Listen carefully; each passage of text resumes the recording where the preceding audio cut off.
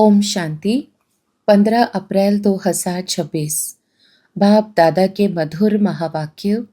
मीठे बच्चे, तुम्हारा स्वधर्म शांत है। सच्ची शांति शांति धाम में मिल सकती है। यह बात सबको सुनानी है। स्वधर्म में रहना है। प्रश्न, कौन सी नॉलेज एक बाप के पास है जो अभी ही तुम पढ़ते हो? उत्तर, पाप और पुण्य की नॉलेज। भारतवासी जब बाप को गाली देने लगते हैं तब पाप आत्मा बनते, और जब बाप को और ड्रामा को जान लेते हैं तब पुण्य आत्मा बन जाते हैं। यह पढ़ाई तुम बच्चे अभी ही पढ़ते हो। तुम जानते हो सबको सद्गति देने वाला एक ही बाप है। मनुष्य मनुष्य को सद्गति अर्थात मुक्ति जीवन मुक्ति दे नहीं सकते। गीत, इस पाप की दुनिया से। ओम शांति। बाप बैठकर बच्चों को समझाते हैं कि यह है पाप आत्माओं की दुनिया। वह भारत को ही कहेंगे कि भारत पुण्य आत्माओं की दुनिया थी, जहां देवी देवताओं का राज्य था। यह भारत सुख धाम था और कोई खंड नहीं थे, एक ही भारत था। चैन अथवा सुख उस सतयुग में था जिसको स्वर्ग कहते हैं। यह है नर्क। भारत ही स्वर्ग था, अभी नर्क बना है। नर्क में चैन अथवा सुख शांति कहाँ से आए? कलयुग को नर्क कहा जाता है। कलयुग अंत को और ही रौरव नर्क कहा जाता है, दुखधाम कहा जाता है। भारत ही सुखधाम था जब इन लक्ष्मी नारायण का राज्य था। भारतवासियों का गृहस्थ धर्म पवित्र था, प्योरिटी भी थी, सुख शांति भी थी, संपत्ति भी बहुत थी। अब वही भारत पतित बना है, सब विकारी बने हैं। यह है दुख धाम। भारत सुखधाम था और जहां हम आत्माएं निवास करती हैं वह है शांति धाम। शांति वहां शांति धाम में ही मिल सकती है। आत्मा शांत वहां ही रह सकती है जिसको स्वीट होम निराकारी दुनिया कहा जाता है। वह है आत्माओं का घर। वहां जब रहते हैं तो आत्मा शांति में है। बाकी शांति कोई जंगल आदि में जाने से नहीं मिलती है। शांति धाम तो वही है। सतयुग में सुख भी है, शांति भी है। यहाँ दुख धाम में शांति हो नहीं सकती। शांति धाम में मिल सकती है। सुख धाम में भी कर्म होता है, शरीर से पाठ बजाना होता है। इस दुख धाम में एक भी मनुष्य नहीं जिसको सुख शांति हो। यह है भ्रष्टाचारी पतित धाम। तब तो पतित पावन को बुलाते हैं, परंतु उस बाप को कोई जानते नहीं है, इसलिए निधन के बन पड़े हैं। आर्फन होने कारण आपस में लड़ते झगड़ते हैं। कितना दुख अशांति मारा मारी है। यह है ही रावण राज्य। राम राज्य मांगते हैं। रावण राज्य में न सुख है न शांति है। राम राज्य में सुख शांति दोनों थे। आपस में कभी लड़ते झगड़ते नहीं थे। वहाँ 5 विकार होते ही नहीं। यहाँ 5 विकार है। पहला है देह अभिमान मुख्य, फिर काम क्रोध। भारत जब स्वर्ग था तो यह विकार नहीं थे, वहाँ देही अभिमानी थे। अब सब मनुष्य देह अभिमानी है। देवताएं थे देही अभिमानी। देह अभिमान वाले मनुष्य कभी किसको सुख नहीं दे सकते, एक दो को दुख ही देते हैं। ऐसे मत समझो कोई लखपति करोड़पति पदमपति है तो सुखी है। नहीं, यह तो सब है माया का भपका, माया का राज्य है। अभी उनके विनाश के लिए यह महाभारत लड़ाई सामने खड़ी है। इसके बाद फिर स्वर्ग के द्वार खुलने हैं। आधा कल्प के बाद फिर नर्क के द्वार खुलते हैं। यह बातें कोई शास्त्रों में नहीं है। भारतवासी कहते हैं जब भक्ति करेंगे तब भगवान मिलेगा। बाबा कहते हैं जब भक्ति करते करते बिल्कुल नीचे आ जाते हैं तब मुझे आना पड़ता है स्वर्ग की स्थापना करने, अर्थात भारत को स्वर्ग बनाने। भारत जो स्वर्ग था वह नर्क कैसे बना? रावण ने बनाया। गीता के भगवान से तुमको राज्य मिला।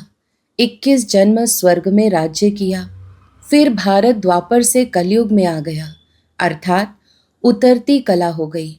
इसलिए सब पुकारते रहते हैं, हे पतित पावन आओ। पतित मनुष्य को सुख शांति पतित दुनिया में मिल ही नहीं सकती। कितना दुख उठाते हैं। आज पैसा चोरी हुआ, आज दिवाला मारा, आज रोगी हुआ। दुख ही दुख है ना। अभी तुम सुख शांति का वर्षा पाने का पुरुषार्थ कर रहे हो, बाप से स्वर्ग का वर्षा लेने का पुरुषार्थ कर रहे हो। सदा सुखी बनाने वाला एक ही बाप है, सदा दुखी बनाने वाला रावण है। यह बातें भारतवासी नहीं जानते हैं। सतयुग में दुख की बातें होती नहीं, कभी रोना नहीं पड़ता, सदैव सुखी सुख है। वहाँ देह अभिमान अथवा काम क्रोध आदि होते नहीं। जब तक 5 विकारों का दान न दे तब तक दुख का ग्रहण छूट नहीं सकता। कहते हैं ना, दे दान तो छूटे ग्रहण। इस समय सारे भारत को 5 विकारों का ग्रहण लगा हुआ है। जब तक ये 5 विकार का दान न दे तब तक 16 कला संपूर्ण देवता बन न सके। बाप सर्व का सद्गति दाता है। कहते हैं गुरु बिगर गति नहीं, परंतु गति का भी अर्थ समझते नहीं। मनुष्य की गति सद्गति माना मुक्ति, जीवन मुक्ति, सो तो बाप ही दे सकते हैं। इस समय सर्व की सद्गति होनी है। दिल्ली को कहते हैं न्यू दिल्ली, पुरानी दिल्ली, परंतु अब न्यू तो है नहीं। न्यू वर्ल्ड में न्यू दिल्ली होती है, ओल्ड वर्ल्ड में ओल्ड दिल्ली होती है। बरोबर जमुना का कंठा था, दिल्ली परिस्तान थी। सतयुग था ना, देवी देवताएं राज्य करते थे। अभी तो पुरानी दुनिया में पुरानी दिल्ली है, नई दुनिया में तो इन लक्ष्मी नारायण का राज्य था। भारतवासी यह भूल गए हैं। नया भारत, नई दिल्ली थी तो उनका राज्य था और कोई खंड ही नहीं था। यह कोई भी नहीं जानते। गवर्नमेंट यह पढ़ाती नहीं है। जानते हैं कि यह तो अधूरी हिस्ट्री है। जब से इस्लामी बौद्धि आए हैं, लक्ष्मी नारायण के राज्य का कोई को पता नहीं है। यह बाप ही बैठ समझाते हैं कि सारी सृष्टि का चक्र कैसे फिरता है। जब भारत स्वर्ग था तो गोल्डन एज था। अब वही भारत देखो क्या बन गया है। फिर भारत को हीरे जैसा कौन बनाए। बाप कहते हैं जब तुम बहुत पापात्मा बन जाते हो तब मैं आता हूँ पुण्य आत्मा बनाने। यह ड्रामा बना हुआ है जिसको कोई भी नहीं जानते। यह नॉलेज सिवाय बाप के कोई दे ना सके। नॉलेजफुल बाप ही है, वह आकर पढ़ाते हैं। मनुष्य को कभी सद्गति दे नहीं सकते। जब देवी देवता थे तो सब एक दो को सुख देते थे, कोई भी बीमार रोगी नहीं होते थे। यहाँ तो सब रोगी हैं। अब बाप आए हैं फिर से स्वर्ग बनाने। बाप स्वर्ग बनाते हैं, रावण नरक बनाते हैं। यह खेल है जिसको कोई भी नहीं जानते हैं। शास्त्रों का ज्ञान है, फिलोसॉफी, भक्ति मार्ग, वह कोई सद्गति मार्ग नहीं है। यह कोई शास्त्रों की फिलोसॉफी नहीं है। बाप कोई शास्त्र नहीं सुनाते।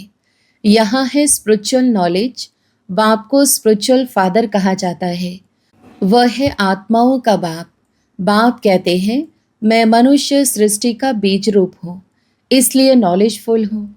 इस मनुष्य सृष्टि रूपी झाड़ की आयु कितनी है, कैसे वृद्धि को पाता है, फिर कैसे भक्ति मार्ग शुरू होता है, यह मैं जानता हूँ।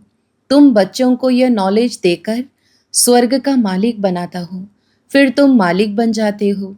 यह नॉलेज तुमको एक ही बार मिलती है, फिर गुम हो जाती है। फिर सतयुग त्रेता में इस नॉलेज की दरकार नहीं रहती। यह नॉलेज सिर्फ तुम ब्राह्मणों को है, देवताओं में यह नॉलेज नहीं है, तो परंपरा से यह नॉलेज आ ना सके। यह सिर्फ तुम बच्चों को एक ही बार मिलती है, जिससे तुम जीवन मुक्त बन जाते हो, बाप से वर्षा पाते हो। तुम्हारे पास बहुत आते हैं, बोलते हैं मन की शांति कैसे मिले, परंतु यह कहना भूल है। मन बुद्धि आत्मा के ऑर्गन्स हैं, जैसे शरीर के ऑर्गन्स हैं। आत्मा को पत्थर बुद्धि से पारस बुद्धि बाप ही आकर बनाते हैं। जो सतयुग त्रेता तक चलती है। फिर पत्थर बुद्धि बन पड़ते हो। अभी फिर तुम पत्थर बुद्धि से पारस बुद्धि बनते हो। तुम्हारी पारस बुद्धि जो थी उसमें खाद मिलती गई है। अब फिर पारस बुद्धि कैसे हो? बाप कहते हैं, हे आत्मा, मुझे याद करो। याद की यात्रा से तुम पवित्र बनेंगे और मेरे पास आ जाएंगे। बाकी जो कहते हैं मन की शांति कैसे मिले, उन्हें बताओ कि यहाँ शांति हो कैसे सकती। यह है ही दुख धाम, क्योंकि विकारों की प्रवेशता है। यह तो बेहद के बाप से ही वर्षा मिल सकता है। फिर रावण का साथ मिलने से पतित बन जाते हो। फिर बाप द्वारा पावन बनने में सेकंड लगता है। अभी तुम आए हो बाप से जीवन मुक्ति का वर्षा लेने। बाप जीवन मुक्ति का वर्षा देते हैं और रावण जीवन बंद का श्राप देते हैं। इसलिए दुख ही दुख है। ड्रामा को भी जानना है। दुख धाम में किसको सुख शांति मिल न सके। शांति तो हम आत्माओं का स्वधर्म है। शांति धाम आत्मा का घर है। आत्मा कहती है, हमारा स्वधर्म शांत है। यह अर्थात शरीर बाजा नहीं बजाता हूँ, बैठ जाता हूँ। परंतु कहाँ तक बैठे रहेंगे? कर्म तो करना ही है ना। जब तक मनुष्य ड्रामा को नहीं समझे तब तक दुखी रहते हैं। बाप कहते हैं, मैं हूँ ही गरीब निवास, यहाँ गरीब ही आएंगे। साहूकारों के लिए तो स्वर्ग यहाँ है। उन्हों की तकदीर में स्वर्ग के सुख है नहीं। बाप कहते हैं, हम गरीब निवाज हैं। साहूकारों को गरीब और गरीबों को साहूकार बनाता हूँ। साहूकार इतना ऊंच पद पा नहीं सकते, क्योंकि यहाँ साहूकारों को नशा है। हाँ, प्रजा में आ जाएंगे, स्वर्ग में तो जरूर आएंगे, परंतु ऊंच पद गरीब पाते हैं। गरीब साहूकार बन जाते हैं। उन्हें देह अभिमान है ना कि हम धनवान हैं, परंतु बाबा कहते, यह धन माल सब मिट्टी में मिल जाना है, विनाश हो जाना है। देही अभिमानी बनने में बहुत मेहनत है। इस समय सब देह अभिमानी है। अभी तुमको देही अभिमानी बनना है। आत्मा कहती है, हमने 84 जन्म पूरे किए। नाटक पूरा होता है, अब वापस जाना है। अभी कलयुग के अंत, सतयुग के आदि का संगम है। बाप कहते हैं, हर 5000 वर्ष बाद आता हूँ भारत को फिर से हीरे जैसा बनाने। यह हिस्ट्री ज्योग्राफी बाप ही बता सकते हैं। अच्छा, मीठे मीठे सिकीलधे बच्चों प्रति माता पिता बाप दादा का याद प्यार और गुड मॉर्निंग। रूहानी बाप के रूहानी बच्चों को नमस्ते। हम रूहानी बच्चों की भी रूहानी माता पिता बाप दादा को याद प्यार, गुड मॉर्निंग और नमस्ते। धारणा के लिए मुख्य सार।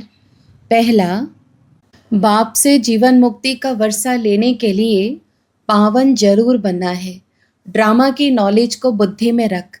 दुख धाम में रहते भी दुखों से मुक्त होना है।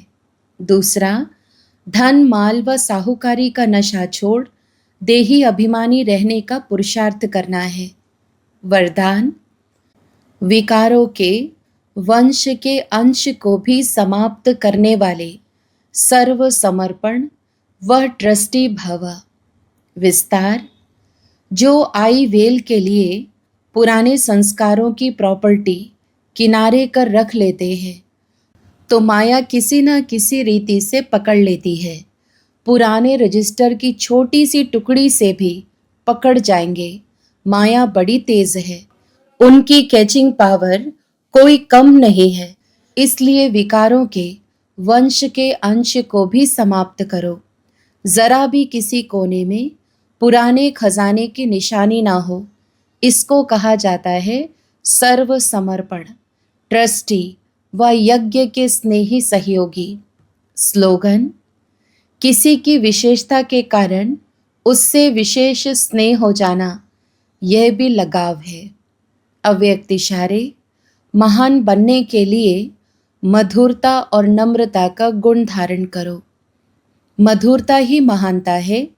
इससे मन और मुख का कड़वापन समाप्त हो जाता है। क्रोध अग्नि शीतल हो जाती है। बाप दादा अपने हर बच्चे को शीतल देवता बनाना चाहते हैं, इसलिए मधुरता के गुण को धारण करो। आपका मुखड़ा भी मीठा हो, मधुरता के गुण से भरपूर बनो। जो भी संपर्क में आए उसे मधुर बोल व शक्तिशाली दृष्टि से भरपूर करो।